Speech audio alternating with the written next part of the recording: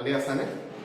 আশা কৰিছোঁ তোমালোকে চতুৰ্থ শ্ৰেণীৰ পাঠ ৩ৰ দৈৰ্ঘ্য পাঠৰ প্ৰথম খণ্ড চাই ভালে পালা আৰু হোমৱৰ্কবোৰ তোমালোকে কৰি ৰাখিছা নহয়নে বাৰু?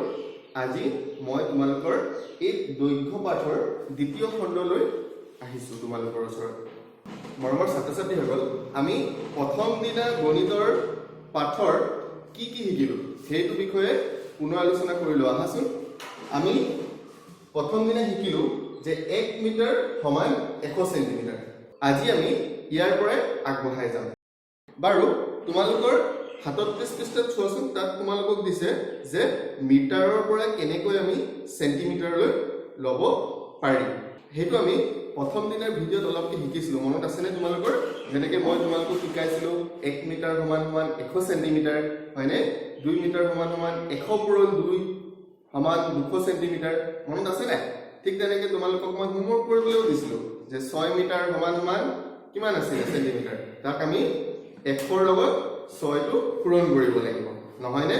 ঠিক আছে বাৰু, আজি আমি আৰু অলপ আগবাঢ়ি গৈ আৰু দুটামান বস্তু শিকিম দেই। তোমালোকে মোৰ লগত সহযোগ কৰিবা। বাৰু ষ্টুডেণ্টছ, আজি দ্বিতীয় দিনৰ পাঠ আমি এটা ক্ৰিয়াকলাপৰ পৰা আৰম্ভ কৰোঁ। ইয়াত তোমালোকক প্ৰথমতে সুধিছে যে চেণ্টিমিটাৰলৈ পৰিৱৰ্তন কৰা। ইয়াত আমাক প্ৰথম প্ৰশ্নটো দিছে 5 মিটাৰ আৰু 25 চেণ্টিমিটাৰ। ইয়াত দুটা ভাগ আছে, দেখিছানে? ইয়াত প্ৰথমে কৈছে 5 মিটাৰ 25 চেণ্টিমিটাৰ। ইয়াক আমি সম্পূৰ্ণ চেণ্টিমিটাৰলৈ ল'ব লাগিব। কালিৰ পাঠটোত আমি কি শিকিছিলোঁ যে মিটাৰৰ পৰা চেণ্টিমিটাৰলৈ আমি কেনেকৈ ল'ব লাগে। আমি জানো যে 1 মিটাৰে 100 চেণ্টিমিটাৰ, গতিকে 5 মিটাৰে কিমান চেণ্টিমিটাৰ হ'ব মনত আছেনে তোমালোকে?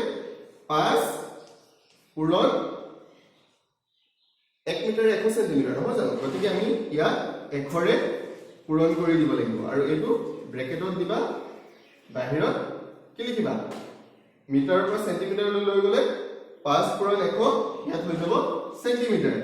চেণ্টিমিটাৰটো আমি চেমি বুলি লিখিব পাৰোঁ আৰু ইয়াত আমি 25 চেণ্টিমিটাৰটো যোগ কৰি দিম।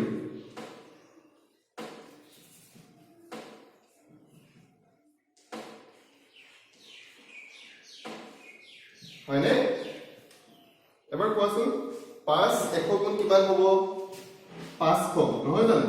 500 চেণ্টিমিটাৰ নহয়নে? আৰু লগতে 25 চেণ্টিমিটাৰটো যোগ কৰি দিম।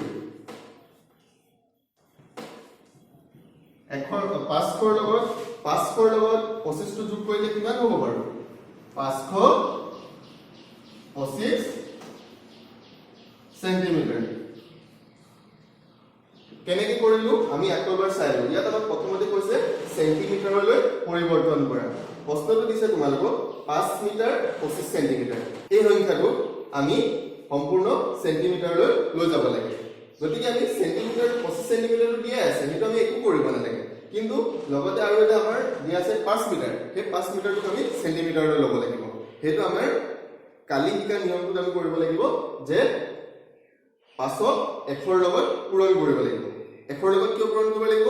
যে 1 মিটাৰে 100 চেণ্টিমিটাৰ, গতিকে 5 মিটাৰে 5 পূৰণ 100 সমান 500 চেণ্টিমিটাৰ আৰু যোগ 25 চেণ্টিমিটাৰ। 25 চেণ্টিমিটাৰটো ওপৰৰ পৰা যেনেকৈ আছে তেনেকৈ নামি আহিব আৰু শেষত 500ৰ লগত 25টো যোগ কৰিলে 525 চেণ্টিমিটাৰ হৈ যাব।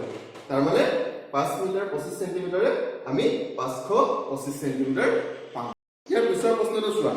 ইয়াত তোমালোকৰ ক নম্বৰ প্ৰশ্নটো চোৱা। তাত দিছে 7 মিটাৰ 24 চেণ্টিমিটাৰ। এইটো তোমালোকে কৰিব পাৰিবানে? নিশ্চয় পাৰিবা। চাওচোন কেনেকৈ কৰিম আমি। এইবাৰ আমি ক নম্বৰ প্ৰশ্নটো চাই লওঁ। আহাচোন, তোমালোকৰ কিতাপত দিয়া আছে নহয়। ক নম্বৰ প্ৰশ্নটো দিছে 7 মিটাৰ আৰু 24 চেণ্টিমিটাৰ। এইটোক আমি চেণ্টিমিটাৰলৈ দিব লাগে।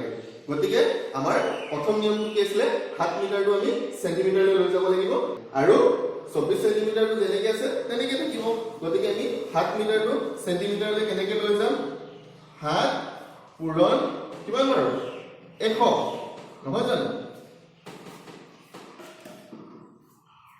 ইয়াত লিখিম আমি চেমি। চেমি মানে কি আছিলে? চেণ্টিমিটাৰ আৰু লগতে যোগ কৰি 24 চেণ্টিমিটাৰটো ওপৰৰ পৰা নামি আহিব, হয়নে? 7 পূৰণ 100 কিমান বাৰু? 700। Very good. 700 কি বাৰু? মিটাৰ নে চেণ্টিমিটাৰ? সেন্টিমিটাৰ মিটাৰ আছিলে 7 মিটাৰ এটোক আমি 1 ৰে পূৰণ কৰিলো 7 পূৰণ 100 সেন্টিমিটাৰ মানে 700 সেন্টিমিটাৰ নহয়নে গুড আৰু লগতে 24 সেন্টিমিটাৰ এবাৰ 700 লগত 24 টো যোগ কৰিলে কিমান হ'ব 724 সেন্টিমিটাৰ তাৰ মানে আমি ক নম্বৰ উত্তৰটো কিমান পালো 724 সেন্টিমিটাৰ 7 মিটাৰ আৰু 24 সেন্টিমিটাৰে 724 সেন্টিমিটাৰ আশা কৰিছো তোমালোকে বুজি পালা এতিয়া তোমালোকৰ কিতাপতে থকা বাকি অংকবিলাক তোমালোকক মই হোমৱৰ্ক হিচাপে দিম একেটা নিয়মতে কৰিবা কেৱল মাত্ৰ মিটাৰটো সেন্টিমিটাৰলৈ লৈ যাবা আৰু সেন্টিমিটাৰটো যেনেকৈ আছে তেনেকৈ তললৈ নমাই আনিবা আৰু শেষৰ পৰ্যায়ত এটো সেন্টিমিটাৰৰ লগত যোগ কৰি উত্তৰটো লিখি দিবা আৰু উত্তৰবোৰ তোমালোকে মোক হোৱাটছএপত পঠিয়াই দিব পাৰিবা ছাত্ৰ-ছাত্ৰীসকল এবাৰ আমি পিছৰ ক্ৰিয়াকলাপটোলৈ আগবাঢ়িছো পিছৰ ক্ৰিয়াকলাপটো আমাৰ কি কৰিব লাগে ইয়াত আমাৰ কেইটামান সংখ্যা দিছে আৰু এই সংখ্যাটো এটা এটা গোলৰ ভিতৰত আছে তাত তিনিটা ভাগ কৰি দিছে ইয়াত খালি ঘৰ এটা থৈ দিছে দেখিছানে ইয়াত দুটা সংখ্যা দিছে সেন্টিমিটাৰ সেন্টিমিটাৰ 10 সেন্টিমিটাৰ 40 সেন্টিমিটাৰ এটা ঘৰ খালি থৈ দিছে ইয়াত কি কৰিব লাগে এই খালি ঘৰটো কিমান বহালে 1 মিটাৰ হ'ব বুজি পালানে ইয়াত আমি এই সেন্টিমিটাৰ খিনি যোগ কৰি মেলি 1 মিটাৰ হ'ব লাগিব মানে এই গোলটোৰ ভিতৰত থকা সংখ্যাখিনি লগ লগালে 1 মিটাৰ হ'ব লাগিব এটা প্ৰথম গোলটোলৈ তোমালোকে মন কৰাচোন ইয়াত দিছে 10 সেন্টিমিটাৰ 40 সেন্টিমিটাৰ পিছৰ গোলটো খালি থৈ দিছে ইয়াত কিমান বহালে 1 মিটাৰ হ'ব তোমালোকে আকৌ মনত পেলোৱাচোন 1 মিটাৰে কিমান সেন্টিমিটাৰ 1 মিটাৰে 100 সেন্টিমিটাৰ গুড তাৰ মানে আমি ইয়াত যোগ কৰি 100 পাব লাগিব 10 এ 40 এ কিমান 50 50 ৰ লগত কিমান যোগ কৰিলে 100 ভেৰি গুড 50 ৰ লগত আৰু 50 দিব লাগিব ইয়াত তাৰ মানে এই খালি ঘৰটোত আমি কিমান দিব লাগিব 50 সেন্টিমিটাৰ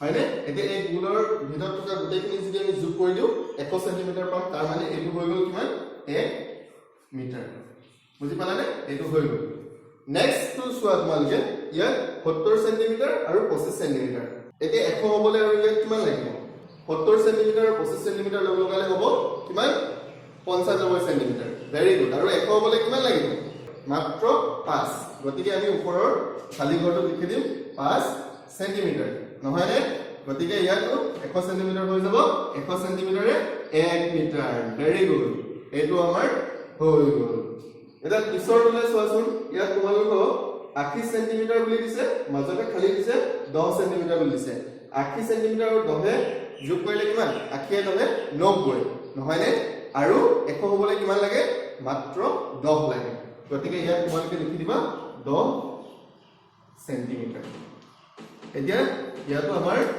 1 মিটাৰ হৈ গ'ল নহয়নে বাৰু এবাৰ পিছৰলৈ চোৱা ইয়াত দিছে 75 সেন্টিমিটাৰ আৰু 20 সেন্টিমিটাৰ লগ লগালে কিমান হ'ব 95 সেন্টিমিটাৰ নহয়নে 100 হ'বলৈ কিমান লাগিব 5 লিখি দিয়া 5 সেন্টিমিটাৰ